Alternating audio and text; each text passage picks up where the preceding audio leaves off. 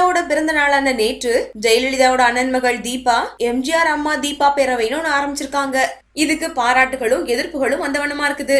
இதுக்கு கனா காணும் காலங்கள்ல வந்து ஜீவா தன்னுடைய ட்விட்டர்ல செமையா திட்டி தித்திருக்காரு. உங்களுக்கு அரசியல் ஆசை இருந்துச்சுன்னா 4 வருஷம் அம்மாவுக்கு பதிலா சிறை தண்டனையை போய் அனுபவிச்சுட்டு வந்து உங்க தலைவி மீது இருக்கிற களங்கத்தை போக்குனதுக்கு அப்புறமா அரசியலுக்கு வாங்க. மக்களை ஏமாத்தாதீங்க. தீபாக்கு என்னுடைய தாழ்மையான வேண்டுகோள். தமிழக மக்கள் 50 வருஷமா ஏமாந்தது போதும். உங்க சுயநலத்துக்காக கட்சி ஆரம்பிச்சு தமிழக மக்களை நீங்களும் ஏமாத்தாதீங்க. இப்படி ஒரு அறிக்கையை ஜீவா வெளியிட்டிருக்காரு. அதுக்கப்புறமா நேற்றிரவு இன்னொரு அறிக்கையும் ஜீவா வெளியிட்டிருக்காரு. தீபாவோட பேரவையோட பேரு எம்ஜிஆர் அம்மா தீபா பேரவை. அத நக்கல் அடிச்சு எம்ஜிஆரோட அம்மா தீபாவா அப்படின்னு கிண்டல் பண்ணிருக்காரு.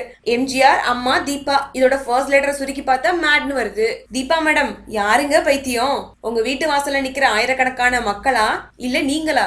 உங்களுடைய நோக்கம் ஆசையெல்லாம் எங்களுக்கு தெரியும். சும்மா சீன போடாதீங்க, என்னையும் அரசியல்வாதி ஆக்காதீங்க அப்படின்னு காரசார அறிக்கை ஒண்ணு விடுத்திருக்காரு.